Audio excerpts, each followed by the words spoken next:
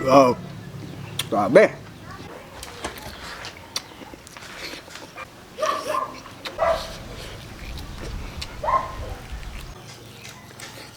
Paminsan-minsan, gulay naman tayo.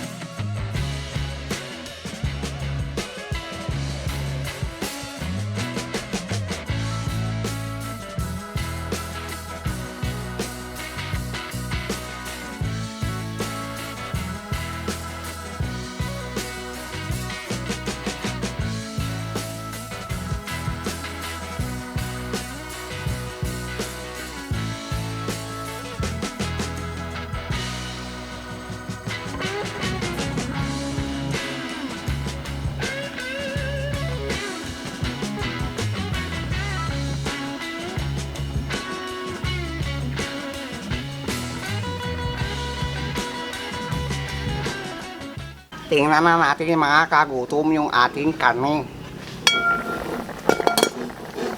Pagkatapos tusukin natin, tingnan natin kung malambot na, kung pwede na natin kainin. Pwede na, lagay na natin papaya. Galing Bagyo. Tsaka ito, pampabango natin, tanglad. Lagay na rin natin. Hintayin natin maluto papaya bago balunggay. Mga kagutom, titingnan na natin yung papaya. Siyempre pa sigurado, titikman din ang papaya. Malambot na papaya. Lagay na natin malunggay. Hintayin lang natin maluto, malunggay mga kagutom. Okay na yan. Titingnan na natin mga kagutom. Ayan na. Tikman na natin yung kanyang sabaw. Parang tinula. Parang hinubaran. Pwede na. 3:30 na, kagutom TV na. Bakbakan na! Luto na mga kagutom, ito na. Pero sinashoutout ko pala unang-una kay Madam Nicole Sagom. Architect po yan mga kagutom. Shoutout po. Wala pa akong pre-excited. Magdasal muna tayo mga kagutom. Sa mga anak, spiritos. Ama na sa langit, nagpapasalamat po ako sa biyaya at sa grace niyo na kulob. Itong pagkain magbigay sa kanila sa araw sa aming buhay. Bayong umaga, bayong mga viewers, bigyan niyo sila makain, pangailangan ng musukan at kaligtasan nila sa araw nilang pamuhay. At ilayo din sila sa masama. Yan naman po, Ama. Amen. Gutom na si Titip, mga kagutom. Lutong probinsya po tayo mga kagutom. At nakakakagutom talaga naman sa mukha pa lang ng niluto ko. Sino ba naman hindi mapapawaw dito pag kayo na ang nagluluto? Try din ninyo para sigurado tayo dyan. Yan lang, kasimple mga kagutom. Hindi po kagaya ng hinubaran mga kagutom. Mayroon po siyang munggo o bigata, manok. Yung ginawa na po natin, dinagdagan lang po natin ng tubad ng saging.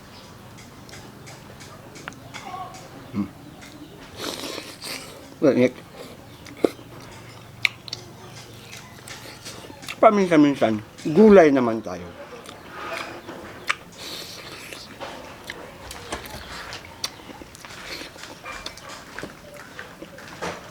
Wow. Kalimutan na ninyo yung tinola. Kalimutan na ninyo yung hinubaran. Huwag lang yung asawa.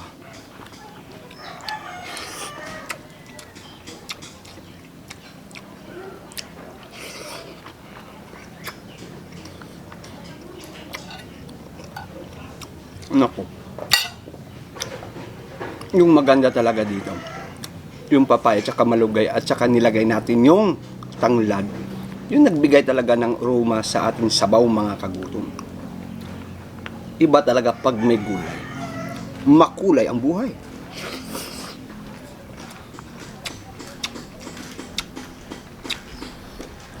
Gawin ninyo to sa manok, mga kagutom. Pwedeng pwede. Mas kakaiba siguro yung lasa para sa akin. Gwapo daw ako kaya naputol. Diretso. Bakit ayaw nila maniwala na gwapo ako? Wala namang pangit na ginawa yung Diyos, di ba? Ay naku, wag nang pag-usapan natin yan.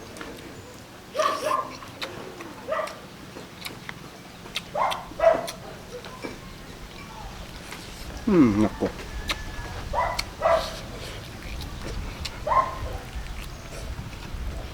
Laman po ng baboy yung natin, mga kagutom.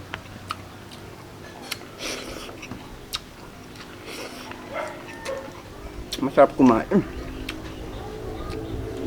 Lalo na may sabaw.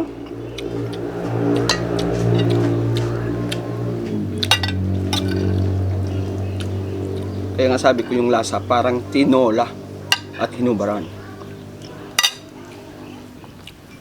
Pero request kayo, mga kagutom, anong masarap na lutuin natin na masabaw para ganado tayo sa pagluluto at sa pagkain natin.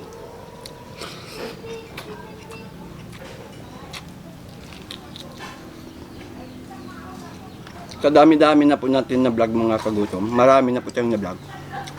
Siyempre, kailangan din natin mag-isip pa ng mga ano pang menu na lulutuin natin para sa ating mga kagutom.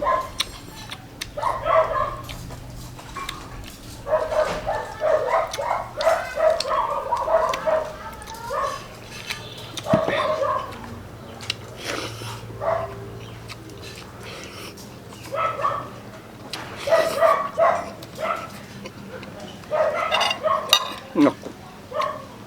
Mauubos ko yata ito, ah.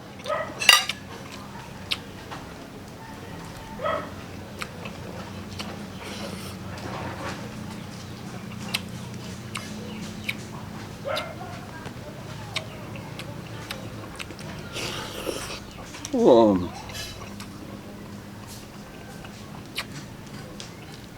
Oh, may buto. Sabi ko nga ba eh.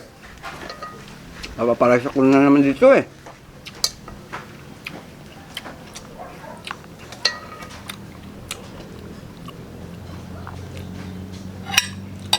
Minsan kasi, mga kagutom, kakaumay din yung puro sarsa, puro prito, puro steak.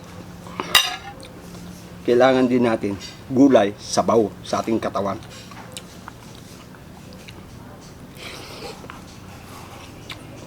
Number 1 yung malunggay.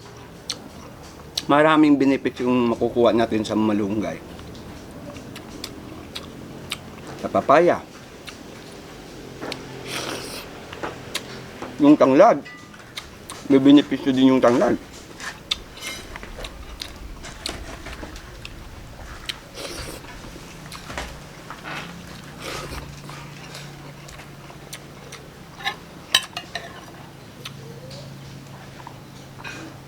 Nauubos ko nga. Hindi nga ako nagkamali.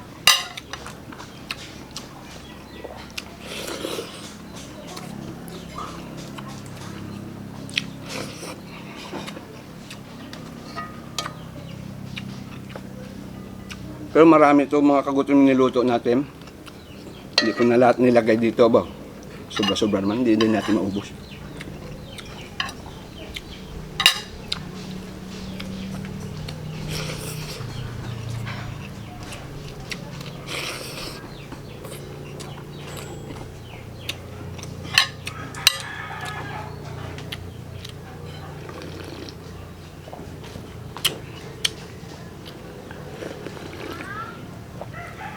Wow. Sabi. Kailan akong ulam. Tamang-tama lang.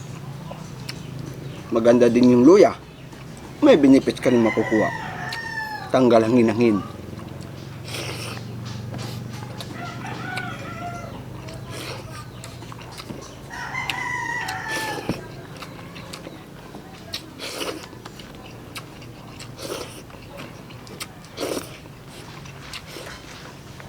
Wow!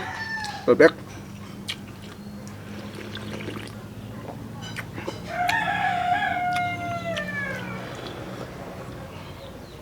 Yun. Nabusog ako at maraming salamat sa ating mga kagutom. Sana nagustuhan po ninyo yung niluto natin ngayon. At marami pa tayong lulutuin mga kagutom. Basta abang-abang lang kayo sa channel natin. Siyempre, ang hindi pa nakapag-subscribe, nakapag-like, nag-share, pag-comment, mag-subscribe na dito at magtutok palagi. Okay. Water therapy.